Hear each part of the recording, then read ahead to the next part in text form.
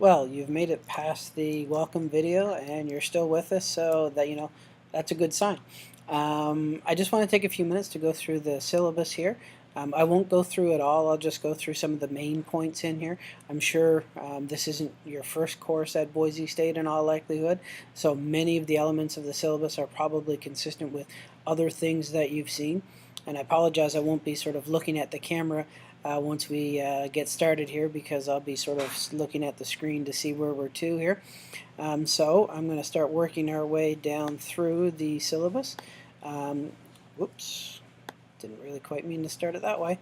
Alright, so as you can see here, we start off with my information. As I mentioned during the welcome video, I'm not located in Boise itself, although my experience has been very few of you are actually located in Boise as well. In fact, when I taught this course last summer, I was living in Windsor, Ontario, which is right across the river from Detroit, and it was interesting that I actually had 4 students that were located within a half-hour's drive of me in the Detroit or Northern Ohio region, whereas if I remember correctly, there were only 3 students that were actually located physically within Boise that year. Which I thought was kind of funny, but hey. So because of that, you'll note that my office is virtual. You'll see I've got my telephone number there. That's my cell phone. I'm like one of those hip kids these days that I don't have a home phone, I just have a cell phone. Actually, I guess I'm kind of old and just wish I was one of those hip kids, although I think the older we get, the less we remember of all of the bad things about being in high school and being an undergraduate, which is why we kind of wish we could go back, and in reality it wasn't always all that great. But anyway, I digress. So you see my cell phone is there. Feel free to give me a shout if you've got questions. Keep in mind that I am in the Eastern time zone. I know that you guys are a couple of hours behind me, so if it's 10 o'clock your time, which isn't all that late in my opinion, keep in mind, depending on where you're located, that could be midnight or 1 a.m. my time. So that's the only thing I would ask that you keep in mind. Having said that, you see my email address there, which is a Gmail account, as well as my Skype ID. Those tend to be the best ways of getting a hold of me. In all honesty, I tend not to have my phone. Actually, I say that right now, and I'm not even sure where my phone is. I'm hoping it's back in the classroom, where I was a little while ago.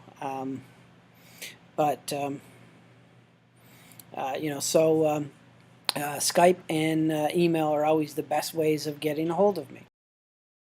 I apologize if there was a bit of an abrupt cut there in the way the video was put together.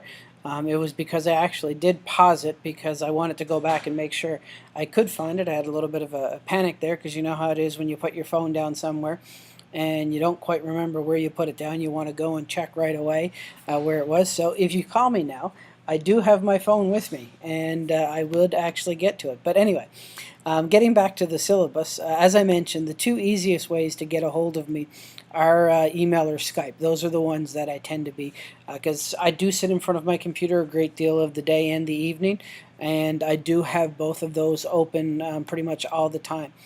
So if I'm here, you'll get me that way. So working our way through, there's the standard course description that you see there, as well as a standard description about the policies of the program, sort of its conceptual framework and its mission statement. You'll see the regular course objectives, which are ones that are specific to this course, obviously, but you'd find in every syllabus, although obviously unique to the course that you're taking. So take a couple of minutes to sort of read through those, just to make sure you're familiar with what it is we plan on doing this year. To give you sort of a broadest sense, the course specifically, it's called Blog in the Classroom, but we're really looking at sort of, I guess, 3 kinds of functions. How to go about blogging in different ways for you to blog in general, both personally and as a classroom tool. And the various types of things you can do with blogging, how you can be a consumer of blogging information, and that's primarily through RSS readers or RSS feeds. And then looking at the issue of microblogging, and for that we'll use Twitter, although there's a number of other tools that are out there. Plurk probably being the most common one that you see educators using in addition to Twitter. Twitter being sort of the big player, the main player in the group. So those are the kinds of things that we're going to be focusing upon in a variety of different contexts. So you'll be able to see those. There are no course texts for this course. All of the readings are available to you in Moodle, so you don't have to worry about buying any of those. Similarly, when it comes to the software for this course, in all honesty, the main thing is you're going to need an internet connection. So for those of you that may be traveling throughout the summer, if you don't have an internet connection, things may be a little bit difficult, because the nature of the course is such that there's going to be activities that you're going to need to complete each week. And while you might be able to get your own activity completed, the interaction that would take place, that the comments that you would leave on someone else's blog, or the interaction that you would have with the other students that leave comments on your blog, or the posting things on Twitter and those kinds of things. If you are going to be offline for more than a week, or for a full week, essentially that's a week where you're not doing those things. So if you are going to be traveling, it's important that you have access, daily access ideally, although you could probably get away with every other day access to the internet.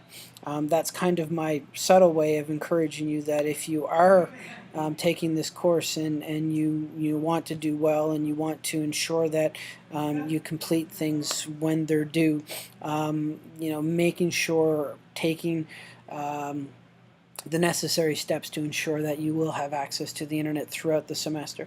So everything else is sort of tied around that. So it says, an application tool in terms of, some sort of office package. In all honesty, that's not necessarily required, although I've noticed that it seems to be fairly standard in most of the syllabi that I've reviewed. Information specifically about the technical support and some of the tutorials that you've got for Moodle, as well as how to submit tickets, so if you do run into technical issues. So that's all sort of coming up there, and that should be fairly standard for all of the syllabi that you see. Similarly with the hardware and software requirements, again, I'll mention that whole idea of, access to the internet is going to be critical throughout the course. So there are, you really need to be, online. One thing that's probably not in all of the syllabi that you've got is this notion of free and open exchange of ideas, classroom climate. Take a couple of minutes to read through those 3 or 4 paragraphs, because it's important. The nature of this class is, you're going to be expressing ideas, and then you're going to be expected to interact with others, both those that are commenting on your ideas, but also interacting with other people based upon their ideas. So take a look through that idea of the free and open environment, because it's going to become important as we go through and start to interact with each other. You'll see a weekly schedule that's there, where I go through and sort of mention the topics that we're going to be discussing each week. You see a list of readings as well as the tasks for that week, although when you go into Moodle, you'll note that I do an introductory video for each of the weeks that sort of gives you a summary and an overview of what it is that you're going to be reading you're going to be doing for that particular week, as well. It should be the last link in each of the weeks in Moodle. There's actually a checklist that you can use to ensure what's due when, and making sure you've done all of the activities. But this is just sort of another way of looking at it, this weekly schedule that I've got here. And I've listed off again the complete citations for all of those readings, although don't worry about finding them, because I've already got them all uploaded into Moodle, at least the ones that aren't online. And I think in many cases I've actually taken a PDF of those that are online and uploaded them into Moodle as well. Some more standard information, the notion of the accommodations policy, which I suspect is standard across all of your course syllabi, as well as the faculty-initiated drop. Take a look at the assignments, as we're going through here. You'll note that the course begins on a Monday, which means that our weeks will run from Monday through to Sunday, and I'm looking at the syllabi there now, and I'm noticing that there is actually an error. So the syllabi that you download will not have this error in it, and I've just actually fixed it in the version that we're looking at it, so I'll make sure that the version that's uploaded the PDF has that fixed in it. So all of the activities that you're going to be asked to do, for the most part, typically I will ask you to have them done by a Wednesday or by a Sunday, and that's done by design. One of the things that you will note in a lot of, and you've probably experienced this in your own online courses, is that you've got a discussion that you're supposed to participate in throughout the week, and so the instructor will post a question, and in many instances you don't just answer that question or address that prompt. You're expected to interact with each other. And if the instructor posts the prompt on Monday and it's due by the end of day on Sunday, that's when the discussion finishes, because the following Monday another set of discussions open up. If everybody posts their discussion, their response to the prompt on Sunday night, there's not a lot of interaction taking place. You might be able to comment on someone else's message, but chances are they're not going to be able to respond to that comment. They're not actually going to be able to engage in a dialogue, and that's kind of what we're hoping for with this blogging course. So what you'll find is that in many cases your actual blog entry will be due at the midpoint of the week or halfway through that period, and then for the rest of the week you'll be expected to comment on each other's blogs and interact with those that comment on your blogs. So that's an important thing to remember.